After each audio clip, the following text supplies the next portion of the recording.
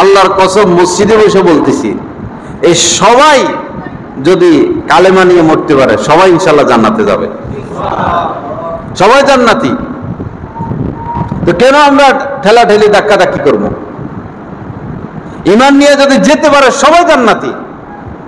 বাকি রইল কেউ তওবা করে মরতে পারবে আর কেউ তওবা ছাড়া চলে যাবে। কেউ যদি তওবা করে মরতে পারে আর আল্লাহ তার তওবা কবুল করেন, সে সোজা জান্নাতে চলে যাবে। আরেক দল ঈমান তো আছে, যে কোনো দলের হোক ঈমান আছে, তওবা নসিব হয় নাই, তো বেচারা কিছুদিন শ্বশুর বাড়ি থেকে ঘুরে আসবে। শ্বশুর বাড়ি বুঝছেন নি, জাহান্নাম আর কি। কাপড়ে ময়লা হলে দোলাইতে দেয় না, ড্রাই ওয়াশে দেয়। ওই ড্রাই ওয়াশে ঘুরে ঘুরে আইলে জামাইটা আবার কি পরিষ্কার। জান্নাতে তো পরিষ্কার মানুষরা যাবে। তো যার তওবা নসিব হয় না, পাপ টাপ নিয়ে মরছে, সে কিছুদিন পরিষ্কার হওয়ার জন্য জাহান্নামে ঘুরা এরপরে ঠিকই আবার জান্নাতে চলে আসবে। এজন্য কাউকে ছোট নজরে না দেখা। আওয়ামী লীগ হোক, বিএনপি হোক, জামাত হোক, জাতীয় পার্টি হোক, আহলে হাদিস হোক, শিয়া হোক, তবলিগ হোক, চরমনাই হোক, কওমি হোক, আলিয়া হোক, যেই হোক, ঈমান আছে বস সে আমার মুসলমান ভাই। আল মুসলিমু আখুল মুসলিম, এক মুসলমান আরেক মুসলমানের ভাই, এক মুসলমান আরেক মুসলমানের ভাই। দলাদলি করলে তো আমি দুর্বল হয়ে গেলাম। সারা বিশ্বের সমস্ত মুসলিম রাষ্ট্র যদি এক থাকতো, কাফেররা আমাদের সাথে পারতো? আরব রাষ্ট্রগুলো যদি এক থাকতো, এখন যদি তেল বিক্রি করা বন্ধ করে দেয়, ইসরায়েলের তো কোনো তেল নাই, ইসরায়েলের তেল আছে? যদি শুধু তেল বিক্রি বন্ধ করে দেয়, ইসরায়েল আর বোমা হামলা করতে পারবে? তো সমস্যা তো আমাদের, সমস্যা আমাদের মধ্যে। একই পরিবার, মনে করেন 3 ছেলে বা 4 ছেলে, তো এক ছেলে বিএনপি, আরেক ছেলে আওয়ামী লীগ, আরেক ছেলে জামাত, এই ভাইদের মধ্যে কি নাই? মিল নাই। আমার ছোট চাচা উনি হলেন জামাত ইসলাম, আর আমার স্বাস্থ্য ভাই 2টা, ওরা হলো চরমনাই শাসনতন্ত্র, মিল নাই। আমরা ছোটকালে 3 বন্ধু ছিলাম। ছোটকালে একবার প্রাইমারি থেকে ধরে শুরু বন্ধুত্ব, high school level, college level পর্যন্ত। পরে 3জনের দুশ্মন হয়ে গেছে। ছিলাম বন্ধু, হয়ে গেছে কি দুশ্মন। এক বন্ধু বিএনপি থেকে, আরেক বন্ধু চলে গেছে জামাতে, আর আমিও চলে গেছি আরেক দিকে। পরে এই শেষ বন্ধুত্ব। তো দল আমাদেরকে কি দিল? বিএনপি দেশের মানুষকে কি দিছে? আওয়ামী লীগ এই দেশের মানুষকে কি দিছে? বরং তারা কোটি কোটি কোটি কোটি টাকার মালিক হয়ে গেছে আমাদের সম্পদ লুটপাট করে।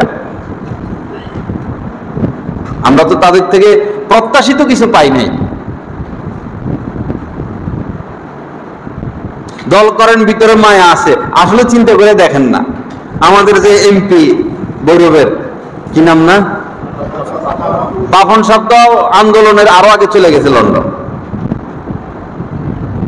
পাপন সাহেব বৈরবে আসলে 200, 300, 400, 500টা গেট বানাইতো।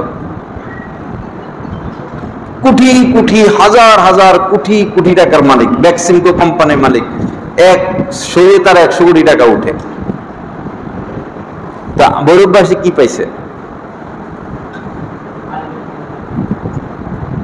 বাস্তব কথা বলেন না। এজন্য দলীয় মনোভাব বাদ দিয়ে বস আমরা সবাই মুসলমান ভাই বোন, মিলেমিশে থাকবো।